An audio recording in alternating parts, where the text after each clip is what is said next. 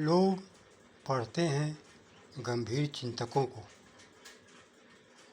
सुनते हैं गंभीर चिंतकों को, लेकिन उसके अनुसार ढलते नहीं, उसके अनुसार ढलना चाहते भी नहीं, क्योंकि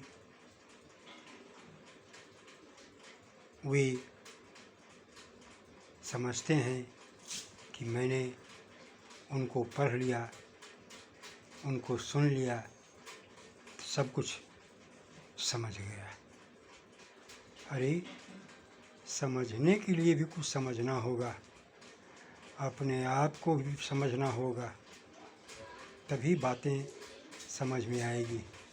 अन्यथा जीवन भर नासमझ ही बने रह जाओगे। मानव जीवन मिला है, चिंतकों को पकड़ो तो उनकी चिंतन धारा को समझो, उनकी चिंतन धारा को अपनी आत्मा तक ले जाओ। मन के धरातल तक मत रखो। मन के धरातल तक रखोगे तो तू चिंतक की भावनाओं को समझ नहीं पाओगे। चिंतक को शब्दों को पकड़कर, चिंतक के शब्दों को पकड़कर उसी में लटक जाओगे, लटके ही रह जाओगे, अटके ही रह जाओगे। जहाँ तक चिंतक ने तुम्हें पहुँचाने का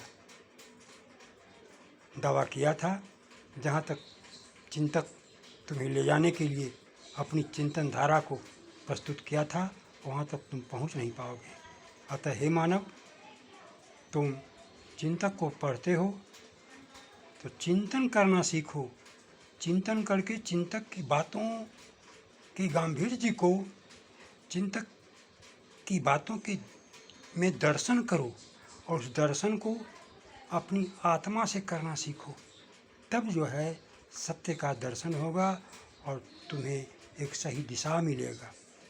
प्रेम का अर्थ समझते नहीं और प्रेम पर ढेर सारे तुकबंदियाँ रटकर कवियों का, विचारकों का सुनाए जा रहे हैं। अरे प्रेम कभी शरीर से होता नहीं।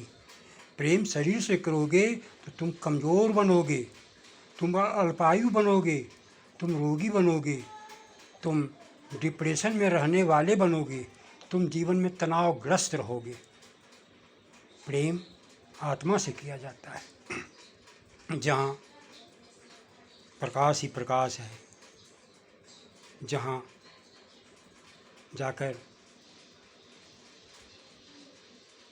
ओज और तेज का फैलाव होता है, विस्तार होता है, और धीरे धीरे प्रेम ऐसा प्रकाश बनेगा जो तुझे तेज में जाकर तेज से मिला देगा। ओम ओम।